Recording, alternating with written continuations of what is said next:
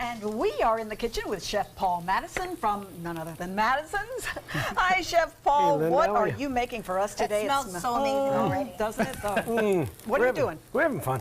We're first I'm sauteing a few shiitake mushrooms, a little bit of scallion, a little green onion, and what we're going to make is a little bit of rice to go with our dish. We're going to sear a piece of tuna with a little Togarashi spice. Togarashi is kind of the Asian version of almost like a blackened seasoning. So it's going to give us a little bit of heat. And then, Beth, I'm going to put you to work. All right. I want to make a little, kind of a little fruit salad there. So there's watermelon, Okay. cantaloupe, little honeydew, Wow, this sounds good. Okay. a little bit of that. Don't put too much of that. Just a drizzle. That's sesame oil. Sounds Good. good. A little sesame oil goes a long way. It does. It does. All right. Yes. Any of these? Cilantro, sure. Yep. Go ahead with that. All right, I'm going to assume a pinch. A pinch. Correct. Good assumption. Now pour this whole thing. What is it? I don't know. No. Yes.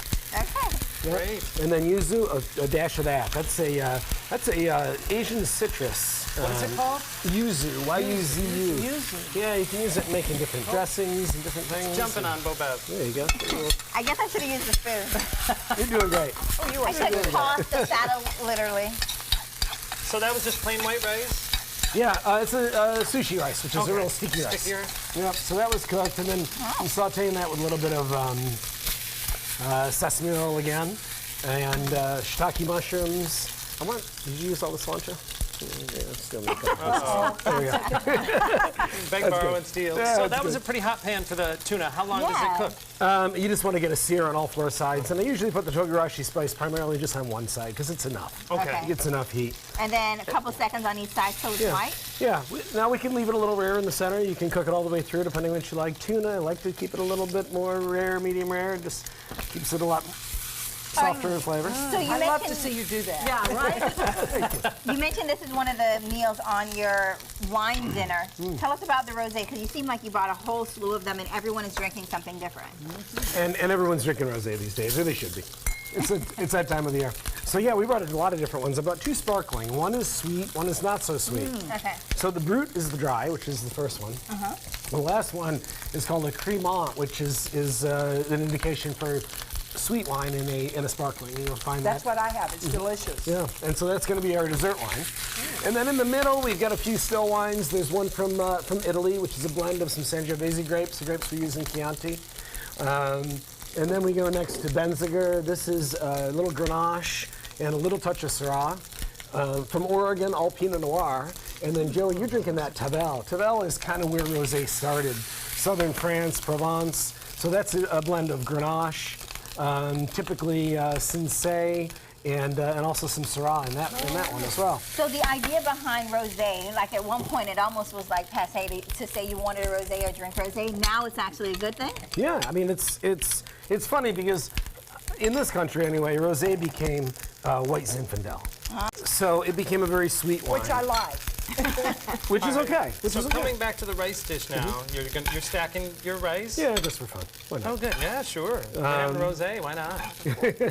So, but rosé is typically, like the one you're drinking there, Joey, the Tavel, was never a sweet wine. It was always made dry. Yeah. And it goes with so many dishes, especially in the warm time of the year. It's a great wine to drink.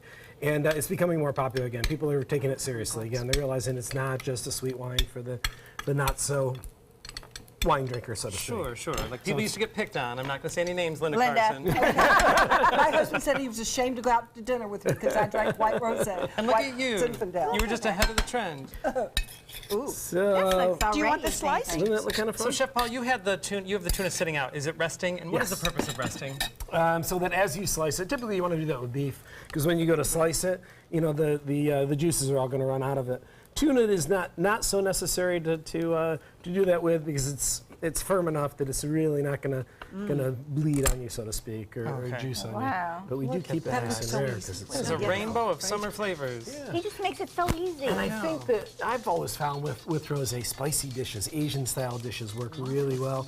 This is a little tamarind glaze. It's just a little sugar and water and some fresh tamarind. Great. Which you're just going to do a few little dots of. All right, as you're finishing plating, we will start to say our goodbyes. We're going to remind everybody that there is that rosé wine dinner coming up on July July 24th.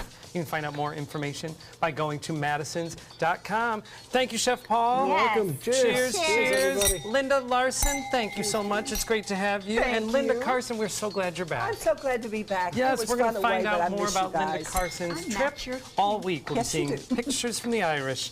In the meantime, don't forget, take some time, enjoy the Suncoast view. We're going to dig into some tuna.